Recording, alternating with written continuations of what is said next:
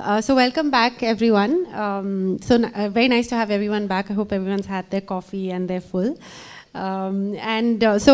She mentioned aptly called shifting the gaze. I think we have been working a lot on how do we communicate systems and ecosystems and complexities better. And this was an outcome of that exercise where when we stop looking at our original gaze and when we shift it, then how does our vision sort of become broader and larger, and how are we able to plan and account more for failures much better, given that when you shift the gaze, your understanding is enhanced in many ways. The previous session this morning, I think they've been absolutely brilliant. Everyone would agree. I learned a lot. I rethought a lot of our own programs and projects, I think, just in the morning 2 sessions. So thank you so much for that. We did want to start this off by our own failures, but Selco has had many failures over the years. Some of them are very well documented, some of them not so much.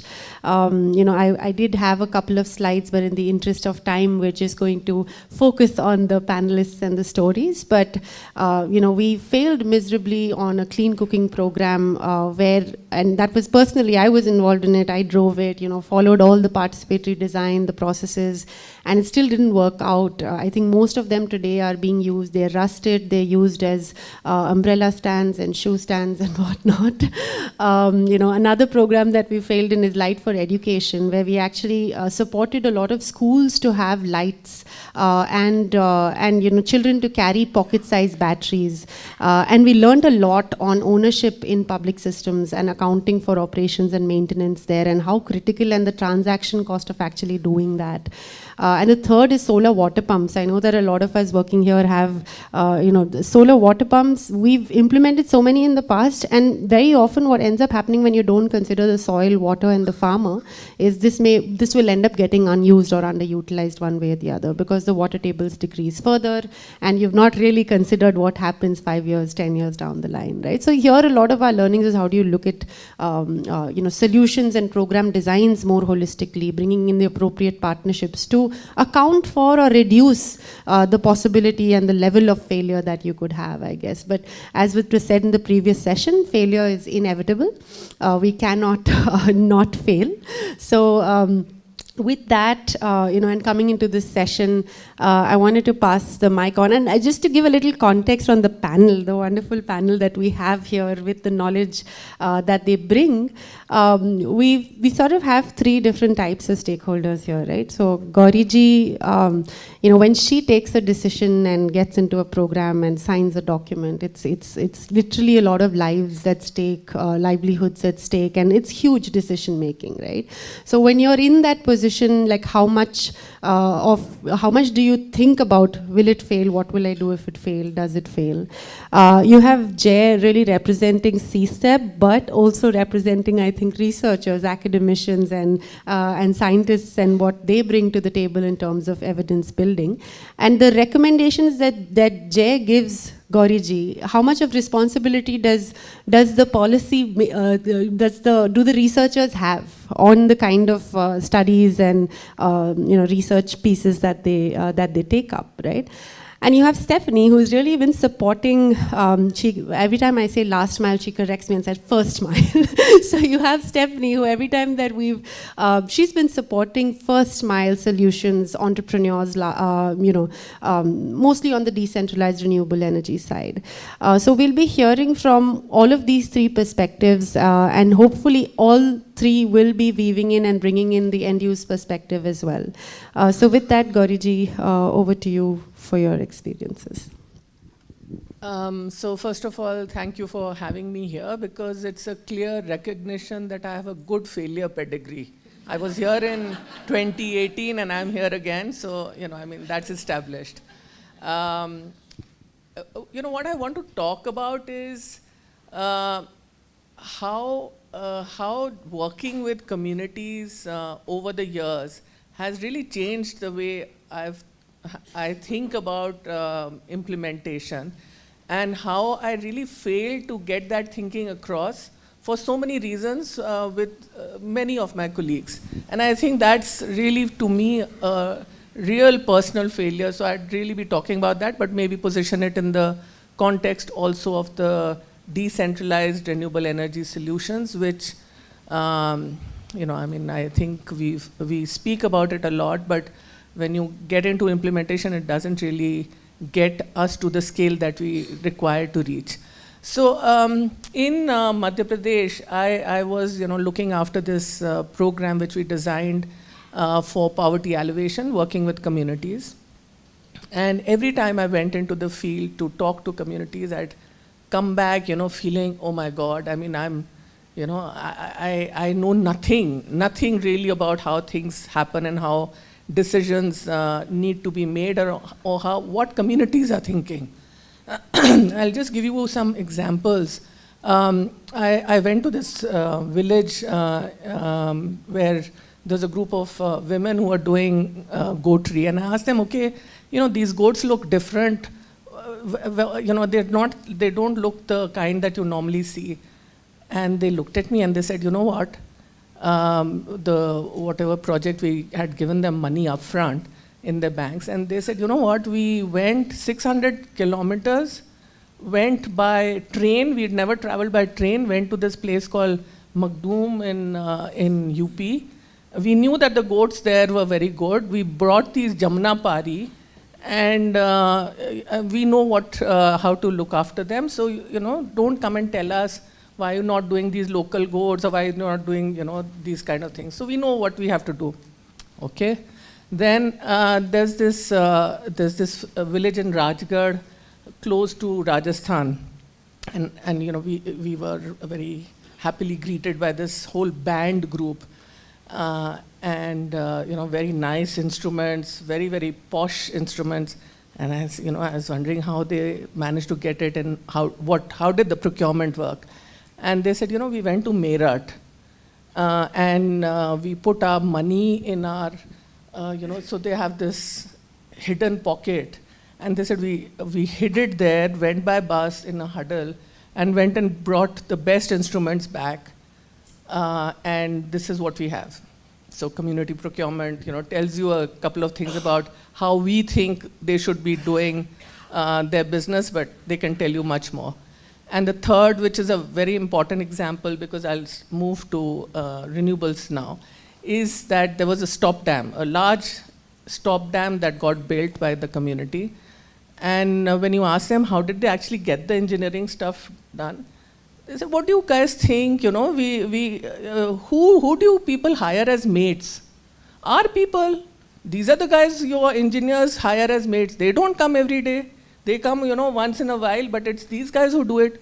So we just asked this boy, who's been a mate to many of these structures from, the close by village, to come and guide us. And this is what we produced. So what I'm saying is that things that we think are rocket science or, so complex, so difficult, we need to go and talk to communities to get a sense back about what the reality really is. So, after this whole experience and all the learning, I land up in a ministry which is probably one of the first ministries in the world dedicated to renewable energy, scientist ministry. I really didn't know what a scientific ministry is till I landed up there.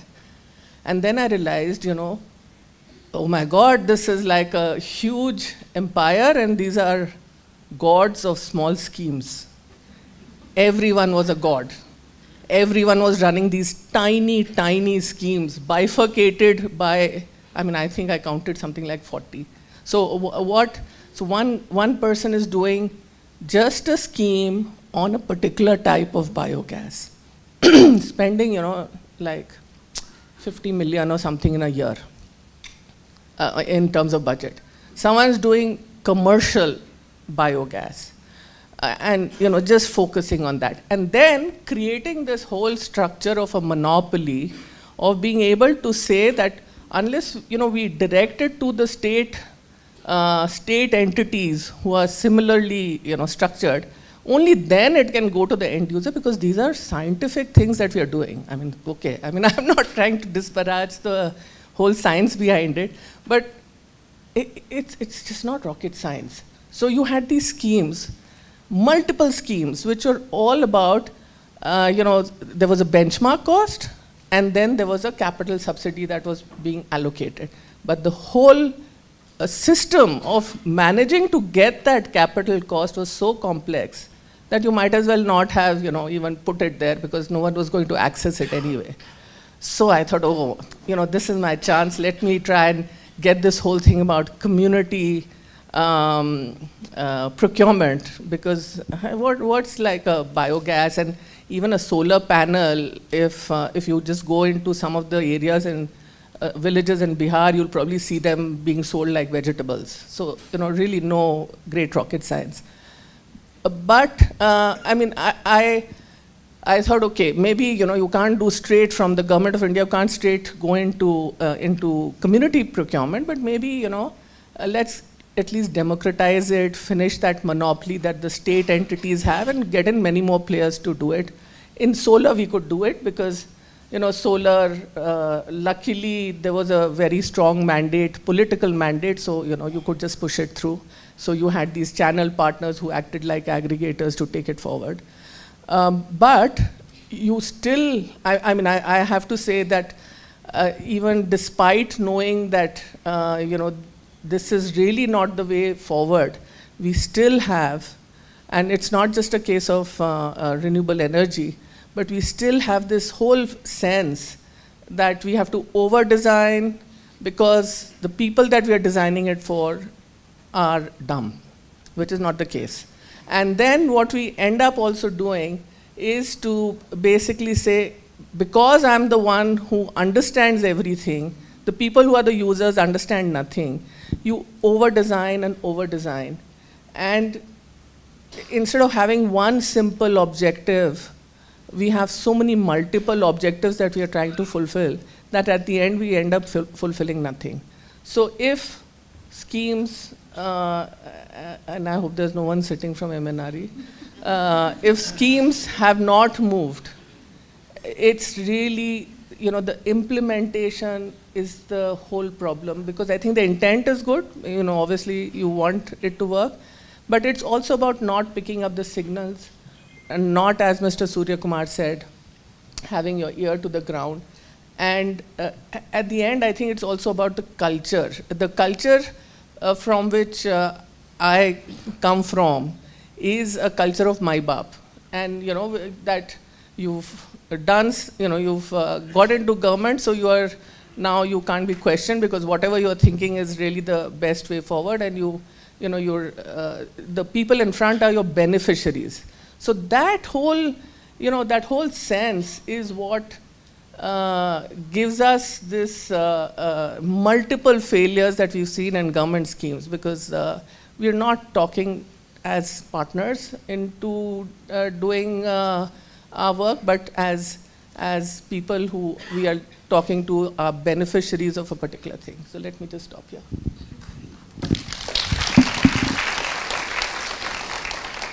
Thank you so much, Gauriji. I think everyone now knows what my baap means. But moving from large-scale ministry level DRE programs, subsidies, and some of the learnings there, Jay, I want to just move over to you. If you can give us a sense and focus on the rooftop solar bit that we were talking about. Thank you. Thanks, Udo. I think I would rather stand because I need to see the slides as they come along.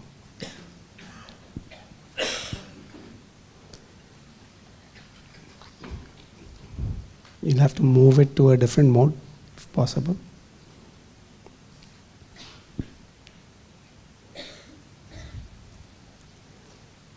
So, as he's bringing up the slides, I'll just say one thing, that when I got the invitation, I was honored. At the same time, I was like, oh my God, everyone knows my failure. And then I thought that I can't say no to Harish, because I didn't want to reveal to him how we are failing. Because what my biggest worry is, Harish would tell me that, Hari, I would have told you this long ago, right? And I think most of the Selco people are laughing, and we know why. So this is something that, let's start with the fact that, I can go to the next slide. oops, sorry. Yeah, so we know these numbers, right? That there's a huge renewable energy commitment. There's this announcement that we have achieved the, solar mission for 100 gigawatts by 2022. We were supposed to achieve it, and they're saying we are achieving it. But we were thinking much longer term, and we were saying that, and this was around the time when we realized that this large solar parks are not the answer, simply because they add various kinds of externalities to this system. One is the load on the grid, the land availability, and then we also realized that distributed renewable energy was the way to go. But then as we were looking at it, the rooftop PV was not taking off. And there was a bit of a think here that what do we need to do to enhance the rooftop PV adoption, right? So I think there was some announcement just yesterday which talked about this last year there was a 1.2 gigawatts increase in rooftop PV across the entire country in the year, this calendar year. But we'll need to look at that.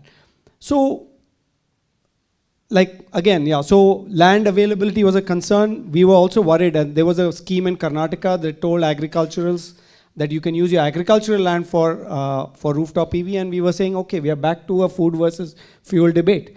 There was, of course, ecological issues, but when we defined it, so let's start with how we as an academic sort of, I would say pseudo-academic institution, we think very academically, we think problems and we try to identify it, but we are also engineers, so we also think of various ways in which we will fail. So failure is part of our DNA, to think about failure as we start off, but then of course, as Huda said it very rightly, we cannot not fail, right? We will find some other failure, let's figure out what that was. So when we defined the RTV problem, we realized there was one thing when we talked to people was that there was uncertainty in the payback that people were looking at. Now, there are people who will put a rooftop PV system irrespective of the payback, the financial payback. But then there's a large swath of people that will say, when am I going to get my money back? What is the payback looking like? And if it is more than 8 to 10 years, typically people will say, "Nahi yaar, not now, I will think about it later." So, and we saw the big uncertainty actually coming from people saying that, next door I have this building, the shadow falls on my roof, how much power will I generate, things like that. And so also the question was, I have enough space for a 10 kilowatt system, but should I put only 2, should I put 3? So that was the second question. And then of course, there's always a policy uncertainty, though we knew will always be there. That is whether net metering, gross metering, what is allowed, what is not allowed. And so there was a bit of lack of clarity. So at that point in time, we defined our problem. And I think this is something where I think that's our first failure, is that we define the problem the way we like to solve the problem, right? Don't tell us to do things that are real, but tell us to do things that we can do. And so that's how we defined the problem. We said, let us think that RTPV will happen if the scale of operations is great, costs will come down, things will happen. So that is number one. Second is if I can accurately estimate what your roof, you as an individual homeowner, how much potential you have, and do some sort of a verifiable techno-economic analysis saying that if you put these panels in these places, you will generate so much energy, given your consumption, this is how much you will make in your payback period. I think it's a fairly simple business case that you teach at any business school.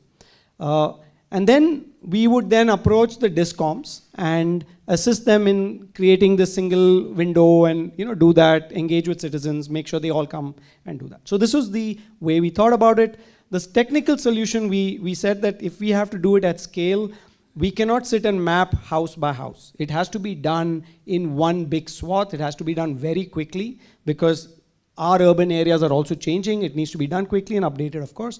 So we said we will do an aerial survey of large urban spaces, use high resolution imagery. So now this is where the academic side of us come. There was a paper in 2009, 2010 that said this can be done. Has anyone done it? No. So that's where our innovation comes in. We'll say we will do this. And we'll produce all this, so the rest all is all part of it, that we will create that. So what are the mapping technologies? There's satellite. It's very low cost, but unfortunately the resolution is too coarse, right? It's more than 30 centimeters. There's there was aerial photogrammetry, and at that time there was no drone policy. So we were not sure whether that would actually run. So what did we do instead? We mounted a LiDAR on a helicopter and flew it around Bangalore. And this just gives you a schematic of what was done. We flew it all around Bangalore, mapped every roof. We were able to get a lot of data. And this is what it looks like. I think let's just go through this. So this is just when you map it out, this is what it looks like. These look like houses, but they're actually what is called a point cloud. Each point at about a 5 centimeter resolution is being mapped. And what you do is you then stitch it all together, and you know the solar insolence, so you know how much sun is falling on every roof every hour of the day.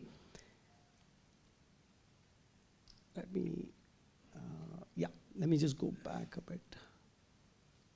And you connect all these point clouds and you can get a surface, and you roughly know which building lies where, and as the sun moves 8760 hours, you know how the shadow from one building will fall on the other. And that was the essence of this particular exercise. And believe me, we thought we would fail on 2 counts here. The first failure we thought would be nobody will give us the money to do this. Luckily or unluckily for us, somebody came and said, this is a great idea, why don't you try it? And then we realized when we did the calculation that this is peanuts compared to what the potential was. And that's I mean, we are looking at almost, Bangalore has a potential of 2 gigawatts of rooftop potential. And even if we achieve 1/4 of that, the cost of flying would completely be met. And the second failure we thought was that we will not be given permissions to fly. Luckily, that was also solved. So as you know, suddenly we thought, boy, you know, the 2 big problems we thought, we are done. We have made it, you know, and little for us to know. So this is just to give you, many of you are aware of this building. All from Bangalore would probably know which building this is. And, you know, we ran it for a whole bunch of buildings that we know are familiar. For those who are from Bangalore, you can still go onto a website called crest.cstep.in, and you can check for your own house if you have your RR number. So it's still running. And this is just to show you. And then we showed that for this particular building, which is Chaudhaya Memorial Hall, the place where music concerts are held, the payback period was within 3 years if you put rooftop panel, right? So we thought every house, people should be looking at this, and within no time, Bangalore is from IT city to solar city, right? So this is where we are today, sadly. And this is the failure I would want to talk about, is that with 1.4 gigawatt potential that we feel is easily doable, with fairly good rates of return, we expected about 1 gigawatt of installations, and the current installation is only 30 megawatts. And a lot of it has happened in the past. It's not, you know, in the recent past, it's very low. So what is really happening here? And I think this is where I would like to, you know, this is just a failure. And I think the piece that I would want to talk about is that the one biggest place that we have identified, and this is where we are still trying to do the post-mortem of this, is that we realize that the DISCOM is not the entity we go to at the end of all of this. It is someone that we have to actually engage right from the beginning because of the powers they hold as far as the distribution sector is concerned. And we have to work with them on 2 things. The first concern they have is that if you put rooftop PV, who is going to be the first entities that will take up rooftop PV are the people who are paying the most amount for their power. And that would mean their customers, the best customers are going to be going away. And so there is no incentive for them to do that. So the solution that we have found for that, and that's something that we are working on now, is that we are coming up with a set of people that we can combine commercial as well as individual households, which when combined together, you will be able to make sure that the average cost of power for the DISCOM remains the same. It doesn't get worse, it doesn't increase. And that is one way in which we have to assure them that this is going to happen. The second thing that is a little bit more technical is that if everybody in a particular street decides to put rooftop PV panel and they're connected to the same distribution transformer, then you will also have a problem. And that's where a technical analysis needs to be done. Unfortunately, our DISCOMs, and this is nothing to do with Bangalore, across the country do not know where your house is. If you tell them this is my RR number, they will have to call the lineman to saying, where is this house? And I think that is a big problem. And that is something that we are working on. So just to give you a sense of how we going forward from this failure is, one is working with the DISCOM to develop what we call as a data room, where they can identify the roofs that need to be solar panelized or get solar panels onto them, so that two things don't happen. The technical considerations of the distribution transformers and costs don't go up, and the average cost of acquiring or buying power also doesn't go up. So these are the two areas I will say. So happy to hear more questions from people. Thank you.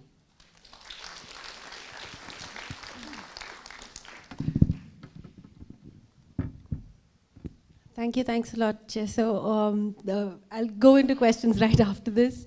Stephanie, over to you, if we can get your opening thoughts, and then we'll go into questions.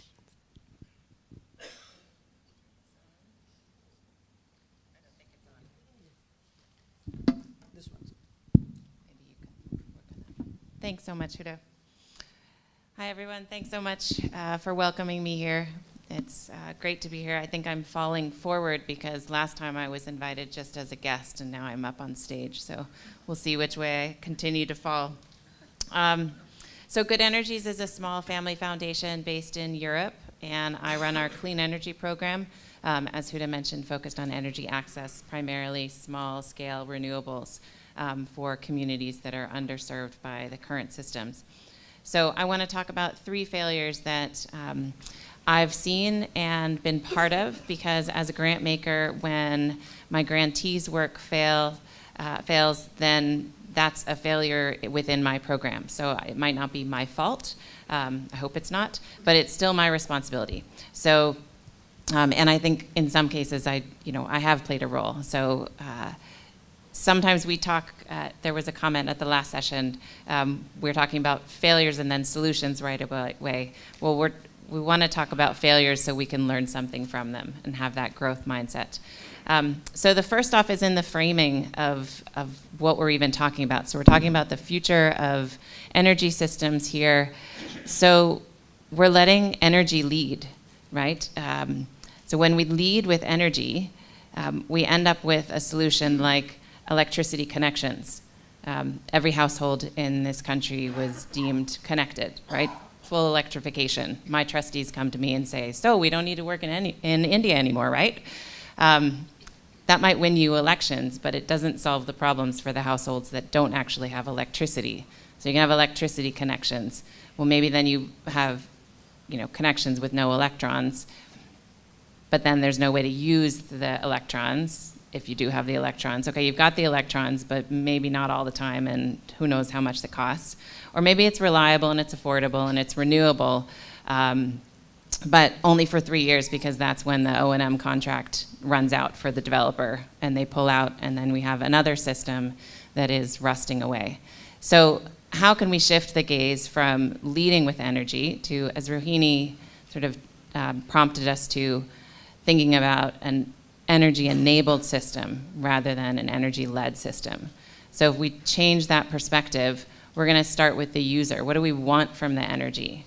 Because it's not about the electrons, right? It's what you can do with it. And if we start from that place, you ask a very different question than what is the future energy system? Instead, we should ask, what is the future, what does the farmer's future life look like, right? A very different question. What does the future patient experience look like in a healthcare setting? So just switching that frame a little bit. The second failure that I've seen, and it's related to the first, is if we're going to start with the user, automatically we're going to pay attention to more than just the electricity technology. So Jay had a good example of sort of leading with a research project. This is going to lead to a perfect outcome. So we've seen people with their specialty leading with what they know and expecting that to come up with an outcome. I have a hammer, everything is a nail, right? I know data, this is going to lead to perfect policy decision. I have a perfect policy, this is going to lead to perfect implementation. Or I'm a perfect community organizer, this is going to be the solution. But of course, we need that ecosystem approach. Okay, I'm getting to the failure here.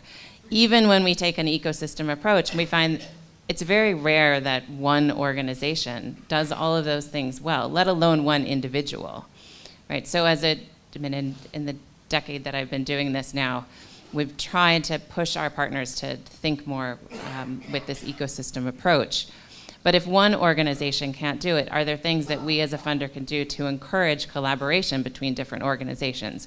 We know we're part of that problem there when we make organizations and NGOs compete for limited funding, or compete with each other for limited funding, whether they're enterprises or NGOs. How can we change our processes to do less of that? And even when we encourage collaboration, it doesn't always work. Okay, so some of you might recognize yourselves in this story. I won't name names.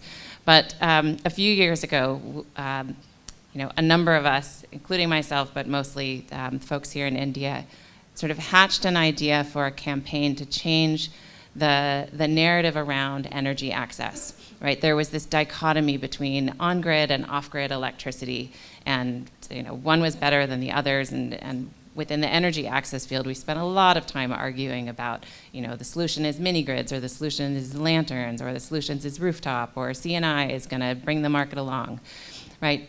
And we realized that actually this larger dichotomy, sort of false dichotomy of on-grid, off-grid, was not helpful. So, was there a way we could have an organized communications campaign of 5 or 6 different organizations, each bringing their specialty to the table? We provided seed funding, some other funders provided seed funding. There were going to be MOUs, and it was going to be very sort of mapped out, and it was going to be great. Well, it never went anywhere. The 2 or 3 organizations managed to raise funding. Some of the others didn't. It was actually a very sensitive topic to have organizations with foreign funding telling the Indian government how they should think about their energy planning. And maybe some of the organizations involved didn't have the trust of the other organizations. So it never actually led to any kind of campaign.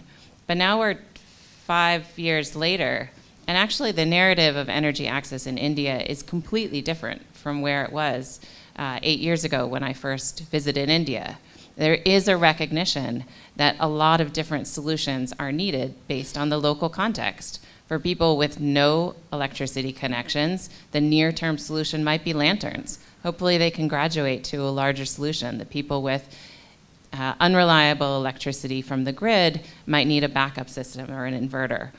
So there's now this recognition of the need. And I think a lot of the conversations that we had in planning that campaign that never happened, people actually internalized some of the discussions. So the technical people brought their messaging, the folks that work on campaigns and movements brought their ideas to the table. So just in that planning of the campaign that never happened, we all learned a lot that we could take back into our work, even as we worked independently. Okay, very briefly so we can get on to discussion. The third failure I just want to mention is a failure of expectations.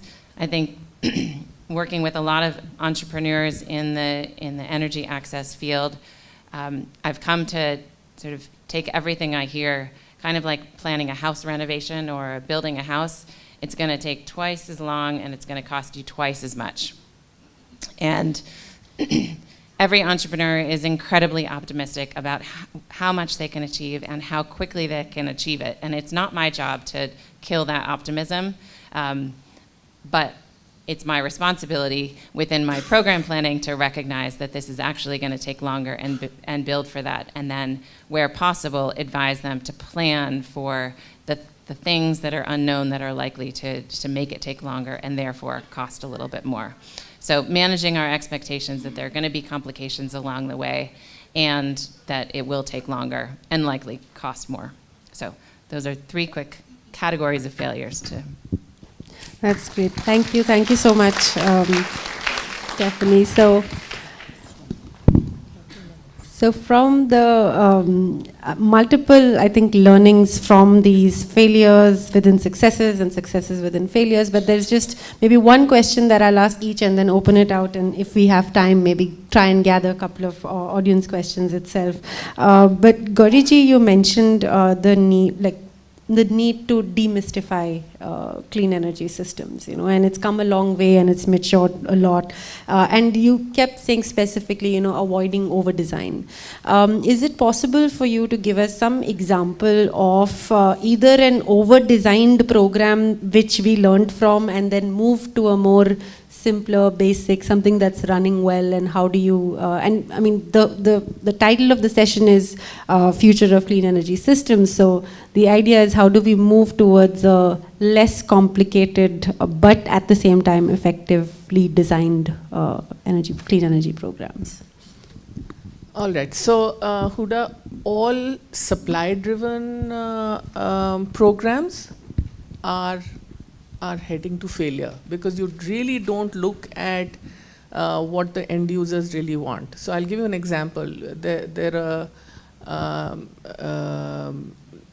a lot of the primary health centers and district hospitals in Madhya Pradesh, for example, had experts come in who didn't talk to the people and the technicians and the physicians and whoever were the stakeholders of that particular ecosystem, and went ahead, put the solar panels on top, took out a room and filled it with battery, and they said, okay, this is now done. Now, at some field visit, when I went and visited, I said, okay, so you have this nice solar panel on your roof which gives you reliable electricity, and they said, but we never use it, and why don't you use it? So they said, we had a nice roof, these guys came and drilled these holes, now we have leaky roofs, so a lot of our infrastructure for health we can't use because one room they've put batteries in. Then we had this really good place where we would have patient consultations. We can't use it because the roof is now leaking. And anyway, none of us know how to do it. You have to call, if something goes wrong, you have to call someone from God knows where, and the guy never turns up. So, we are probably worse off than where we were. As compared to turning it on its head and saying, and I think that's the key, that this is not rocket science. It's ultimately the people who need to use it understand what their needs are, and they can find an expert to actually put in what they want, but the expert has to be someone who listens to them. So I think, again, it probably goes down to who procures the system and for what end. If it's a government entity that's doing large procurement and trying to run a supply-driven program, you're bound to fail.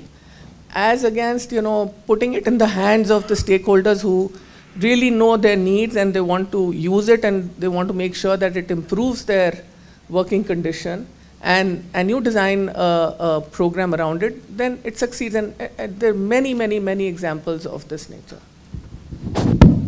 Thank you so much, Gauriji.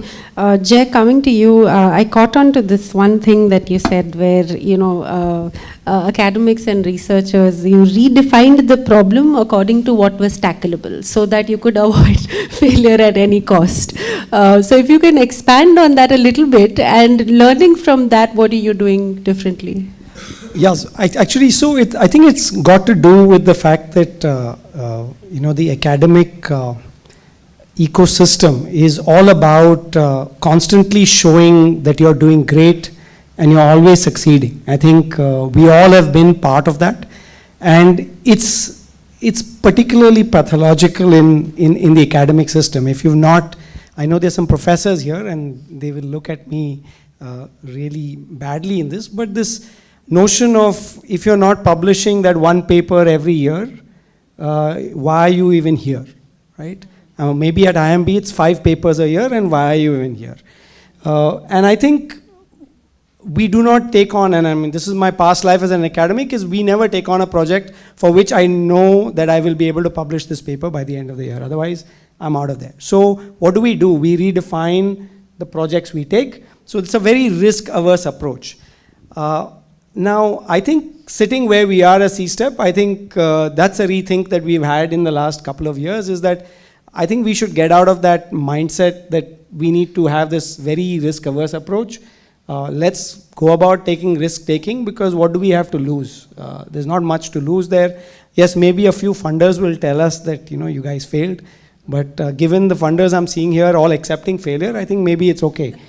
So thanks, Harish, for educating me on that.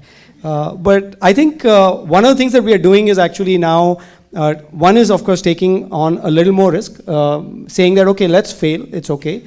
But also identifying the ecosystem approach, I think, that we are talking about. Now, how do we define that ecosystem so that we identify more people who will be part of the solution, rather than the academic way was always me versus them, or me versus the other person, and we are constantly competing. Oh, he put out 4 papers, oh, I have to put out 5 papers. That kind of thing, to saying that, if we have to get somewhere, we have to do it together. How do we find the right sets of people that will help mitigate those risks that I do not know? I mean, I think Rohini's talked about, right? Unknown unknowns, or those kinds of things. How do we mitigate those kinds of risks by getting different players, and then also accept that we might still fail? I think that is the other part. And so I think that ecosystem approach, taking on more people that we would normally not take on as partners in the work that we are doing. And I think that's the sort of the approach that we have. So now we are actually now changing our metric of success and impact. And we are trying to say that unless we scale what we are doing, we will not call it a success. It's still work in progress. And that is the approach we are taking. If I can comment on that. Please. So Jay and I were talking yesterday, and that not talking about failure reminded me from academia of researchers who don't publish the negative results. So you test a new drug or something, and if there's no significant effect of that drug, it doesn't get published. But that's actually really important to know. And in our sector, it's also really important to know the things that don't work. And otherwise, we'll just keep repeating what each other's doing. So there's lessons to be learned also. I mean, it's not fixed in academia, but we need to fix it here as well. So we should publish case studies of what hasn't worked, so that we can stop repeating those same approaches. Yeah, absolutely. And as I understand it, you then shifted the success metric from getting a successful research done to actually getting adoption and scale from a research perspective. Stephanie, you also mentioned about curbing competition. You said, people were vying for a certain fund and, moving to collaboration. And I think in the last day and this morning, there was a lot of really strong points around collaboration, right? And somebody made a comment in the previous session, I think, saying that, let's plan and assume that collaboration won't happen. And then how do you do that? Rather than being, okay, it needs to happen, should happen, certain cases it won't happen. If you can talk a little bit, maybe with an example or not, but how do you do that better? Like, how have you tried to curb competition, push collaboration, or accept that collaboration doesn't happen? And a little bit on that. Yeah, so I think continuing to fund an organization even when their first project fails, if we had good learnings. I think in collaboration, continuing to, so that helps then with this. So if we have an organization or organizations that are working together, and one of the partners in a collaboration, the thing that they bring to that collaboration fails to really add something, we don't just automatically cut our funding to that organization. We make sure we learn, and we try to, if we're going to exit from a collaboration, make sure we're being responsible in that and not leaving an organization in the lurch. Taking a multi-year approach and having agreement with the different players, so maybe there's 3 or 4 NGOs all working together on something, agreeing not so much on the activities or the specific in the jargon of philanthropy, the deliverables or the reports or things. But what common goal are we trying to achieve that everybody is working together?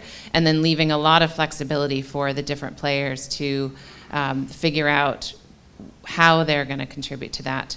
And let it change along the way. That's really important. So making sure that my colleagues in our measurement and evaluation understand that what we're interested in is that ultimate change, and not whether they carried out all the studies they were going to carry out, or published the reports they were going to publish, or made so many connections. But have we achieved that end? So building that into our systems. You know what Jay said is so interesting. I happened to look at the Indian Council of Agriculture Research, ICR, which is like the big body of working on agriculture research in India. And if you go through their objectives, they haven't mentioned the word farmer anywhere. It's so strange. So, and the whole incentive structure is for publishing papers. So they sit in these really fancy, large research complexes spread out over so many, hectares.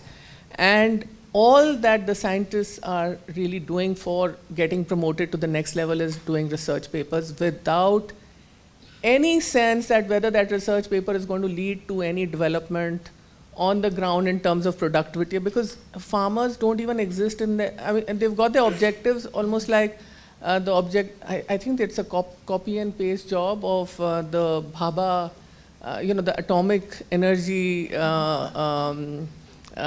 department, and all of them have these cutting edge research and blah, blah, blah, nothing of about how that research is going to help the person on the ground.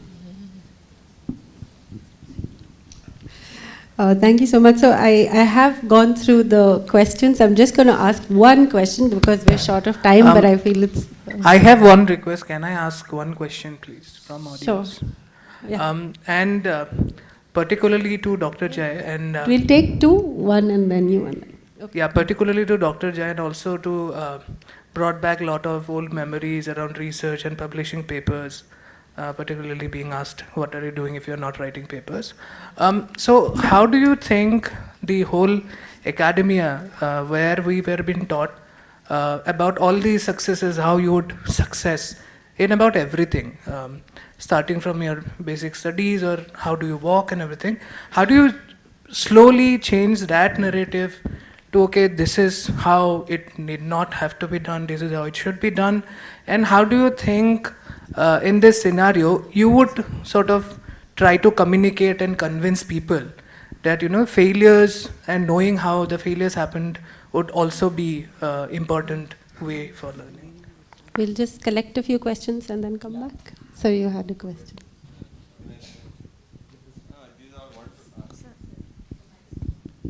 Because they are wonderful presentations. Clean energy is a necessity.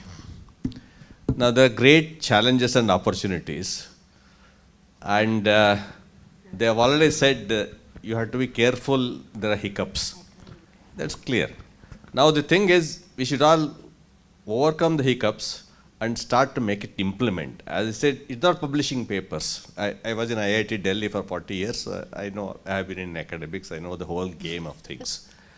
Now, already one of this summary is we should go decentralized, off-grid, and it is possible because it is a dream that through grid we can supply electricity to every village in India.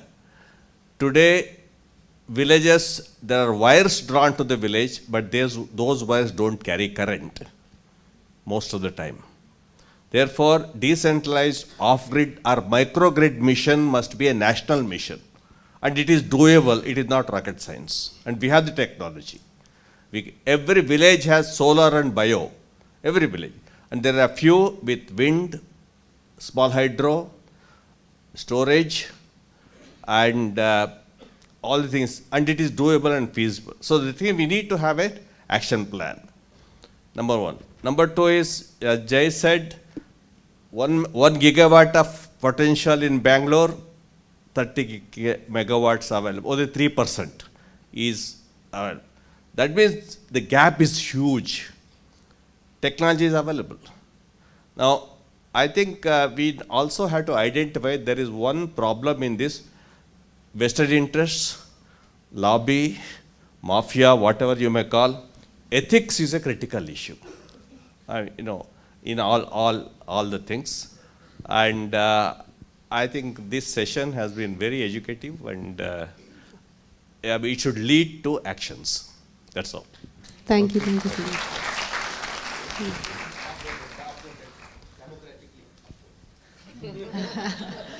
No, I think just given in the interest of time.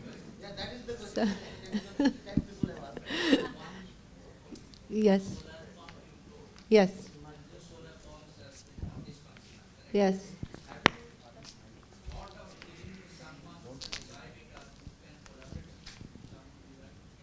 Sure, absolutely. So I'll address that at the end.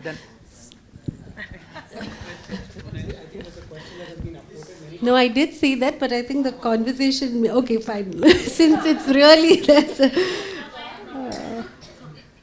okay, so this is a question that has, yes, go ahead, why don't you? There is an allegation on the clean energy sector that it has a tendency to hide failures because of certain donors as well as investors' vested interest in promoting certain technologies.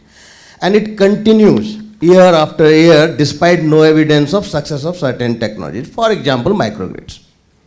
Economic success, business success is not yet visible, but we continue to pump millions of dollars behind such technology. It has happened in clean cooking, it has happened in biogas.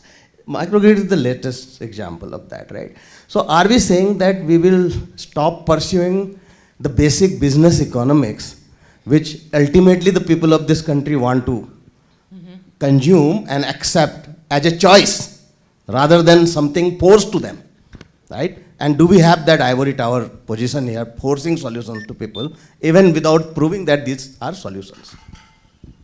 May I? Yes, Stephanie, go ahead. But I'm just going to move to final comments, just in the interest of time. But Stephanie, on specifically what Manoj was asking in microgrids, and then Jay, final comments with the research to action, and then Gauri ji with what end comments and reflections on what Sir was saying on action, and yeah. Yeah. I hear you. So I'm not going to comment on certain funders hiding negative results. It's definitely a problem. But I bring this back to one of the things I see, which is a failure in expectations. So we expect microgrids to be profitable when every other instance of electrification around the world has been subsidized. It was subsidized in the United States. It was subsidized across Europe. Why do we think that electrification in rural India can survive without subsidization? So asking every microgrid to be profitable in and of itself is the other problem, is even the programs often support individual microgrids rather than the portfolio of microgrids that a company might have. Because microgrids often might reach profitability after 4 years when there are enough appliances on board, but not in that initial stage. So you need to take that portfolio approach. But it comes back, I think, to expectations. But being more honest about what's not working, I think, is really important, because then donor or investors will also manage their expectations of what reasonable returns are. So I'll kind of combine the question that also came was on this idea of, I think this is a society problem. It's not something that we can solve. I'm not here to tell the academic not to do papers. That's their job. That's what they have to do. I think the onus is on us who are outside of academia, though we are adjacent to them, to not take on their burdens on us. I think we should be thinking differently and in our own way and think of our metrics. And I think one of the metrics that we have started moving towards is this impact metric. And if we fail, so be it. I don't think, I'm also very clear that any person who is pedantic about the numbers will fail, because then you get only into the numbers and you have all kinds of bad behaviors. I think we should be very honest about that. And I think that's what, I think we have to start getting to an honest approach. That is, tell people that that is not the only way to judge, or that's not the only way to measure success. I think one person's success could be another person's failure, maybe. We don't know. So I think that's that. I think it's also a mindset issue. The mindset issue being that who are the people who are managing our grids right now? They're people who for them 49 hertz is like it's like something that they can't shift from, and these are everyone who's actually who've learned about centralized systems. For them to now make the shift, so more than anything else, and I agree technology is there, I agree that there's also a way of looking at the schemes that have worked or not worked and get into implementation issues. But I think it's the mindset shift that we require to think differently, to think about solutions that are much more demand-driven and much more doable in the context of India, and not just try and look at something that's done very well. A rooftop, for me, I mean, I have my views about it, but it might have done extremely well in Germany, but it's not doing well here. So, what we need to do is to go back to the drawing book and really think, is this the way forward? Maybe it's not. Thank you so much to all the panelists, and please feel free to approach them during lunch to actually get some of the questions not asked. I know there were some very important questions around O&M as well. My 3 key takeaways, I think, based on the learnings that really came out, I mean, apart from what was said in the previous panel, is, I think, the need for distributed, decentralized. I like the fact that the future clean energy systems needs to be locally procured, locally owned. I think that is really a disruptive way of thinking about it. We need future clean energy systems will embrace risk and think about it from a systems lens, and hopefully be collaborative and move towards stronger impact faster. Thank you so much. Thank you all. We have a round of applause for the panelists. Yeah.